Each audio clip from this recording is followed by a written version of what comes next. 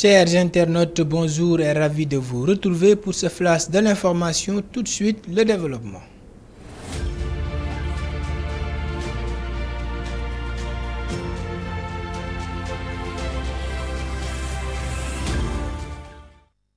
Avec la Direction générale des impôts et domaines, la DGID a lancé une série de redressements fiscaux en direction des médias locaux concernant par la mesure les groupes Avenir Communication dirigés par Madiambal Diagne et Walfadjri fondés par Feu Sidi Lamine Niasse ont vu leur compte bancaire saisi par le fisc. La DGID ne compte pas s'arrêter en si bon chemin. D'autres groupes de presse visés par un redressement fiscal verront bientôt leur avoir dans des banques gelées.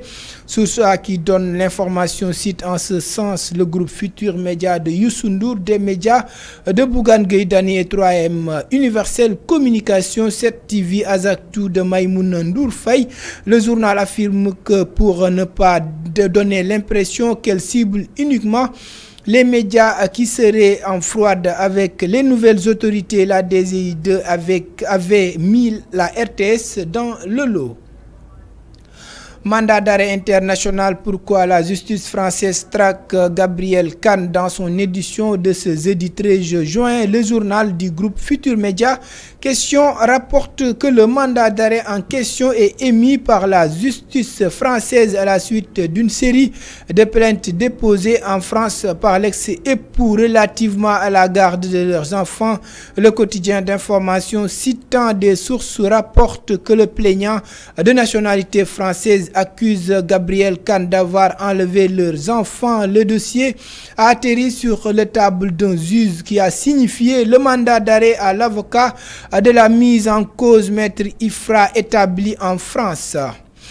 L'observateur signale avoir contacté l'activiste pour avoir sa version des faits sans succès. Gabriel Kane n'a pas souhaité se prononcer sans l'aval de son avocat, détaille le journal qui a malgré tout fait la genèse de l'affaire.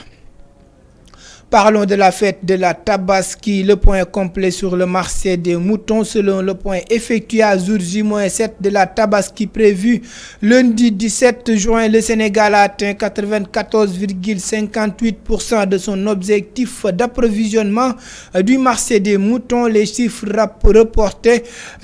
rapportés par Der Ndeykoumba Mbeng de la direction de l'élevage, repris par Bës Bi Le Jour concernant 206 points de vente officiel. Cette dernière révèle que le marché compte à jour J-7 de la fête de la Tabaski 766 125 têtes. À la même période l'année dernière, le Sénégal comptait 709 088 bêtes, soit une hausse de 57 037 d'une année à l'autre. Cette évolution se reflète au niveau de Dakar, alors que 155 616 sujets ont été recensés en 2023 à une semaine de la Tabaski. La capitale a enregistré 206 665 en 2024, soit 50 989 de plus. Nous terminons avec l'information sportive. L'équipe de Farous Foot de Louga, pensionnaire de la 5e division sénégalaise, jouera la finale de la Coupe du Sénégal. Le club lougatois a éliminé en demi-finale le tenant du titre Jaraaf au tir au but. Le club de la Médina, qui a été largement favori, est tombé face à une excellente équipe de Farous Foot qui, grâce à la prestation héroïque de son gardien de but Mandiaye Mbeng, a réalisé le match parfait. Le club lougatois, qui a résisté pendant 120 minutes, a réussi à décrocher sa qualification pour la finale en s'imposant lors de la séance de tir au but 5-3.